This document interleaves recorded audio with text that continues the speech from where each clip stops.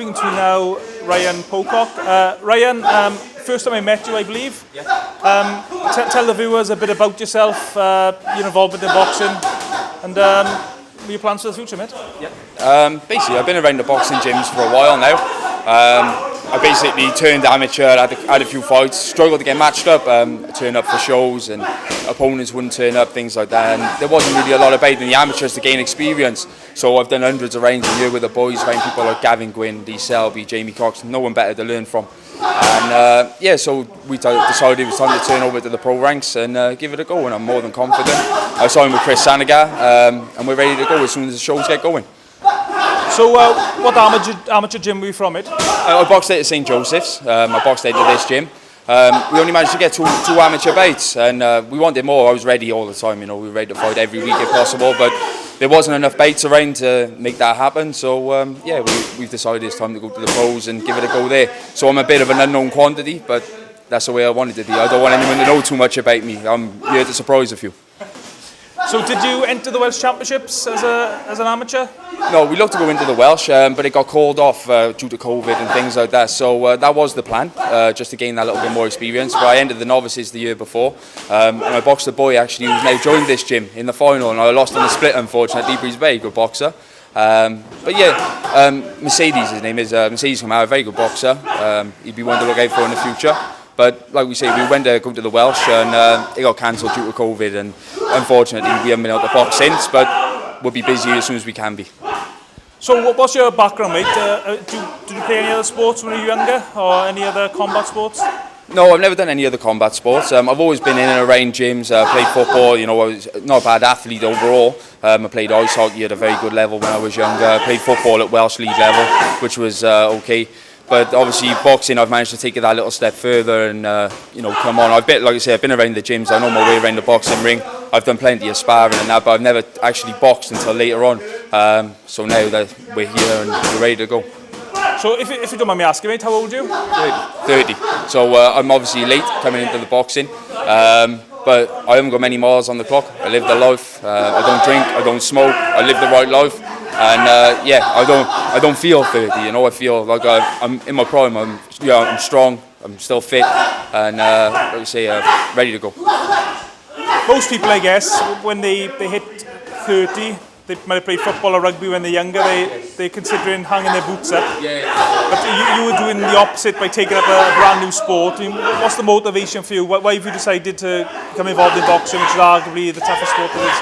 Yeah, I believe boxing is probably one of the toughest sports in the world. Football, I stopped playing when I was in my mid-20s. I had no desire to play football really. I wanted something which challenged me as a person, and I found boxing does that for me.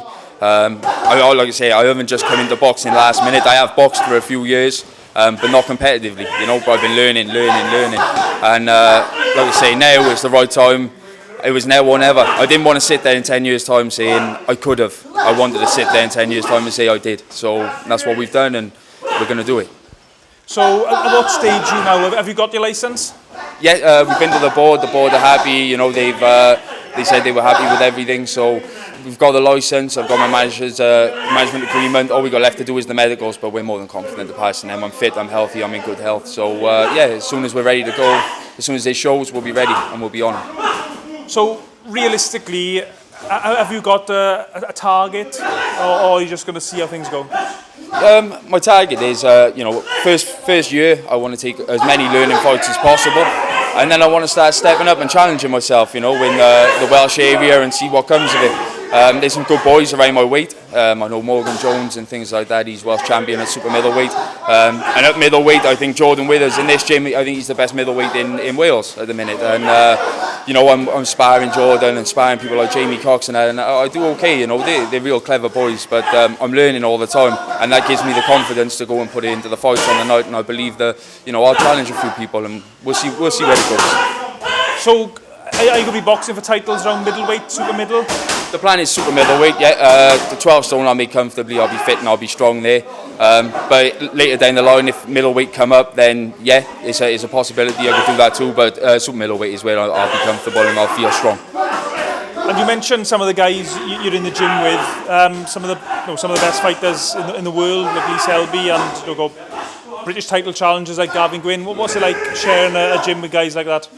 To be honest, it's a bit of a surreal experience for me, because when I first met them, I was more of a fan of them than I was their friend, and now they're my gym mates and we're all friends, you know. But like you say, Gavin, consummate professional, Lee Selby the same, Jamie Cox, he's top level, and then you've got real talented boys like Jordan Withers and that in the gym as well, Joshua John, people who've done great things in the amateurs. They're all people I look up to, all people I learn from. But you know, I'm part of the group, and you know, we're friends now, and it's good to learn from people like that and also be friends with people like that, because then you get to see what it takes to get to the top, and it gives you the right environment and the right idea to follow the good, you know, a good path to follow. Okay, have you got any sponsors you'd like to give a shout out to, or any fans you want to give a mention? Yeah, I'm fortunate enough to be in a position where I've got some very good sponsors. I'm sponsored by Print Ride, who look after me, Jackson Electrical Services, they're another very good sponsor, and Apex Scaffolding, they're another fantastic sponsor who look after me, and they make sure that I get everything I need and all my medicals and license fees and everything get paid. So I want to give a big thank you to them. And are you on social media? Can people follow your career? Yes, I am. I'm on Instagram. It's ryan.boxing. If everyone wants to give it a follow, but miss the old way to the boxing. You've got to be quirky. But yeah, everyone give it a follow, and you'll see what it's about. And I look forward to seeing everyone in the future when we get to sell the tickets and fill the shows again. Okay, Ryan, good to meet you today, and good luck for the future, mate.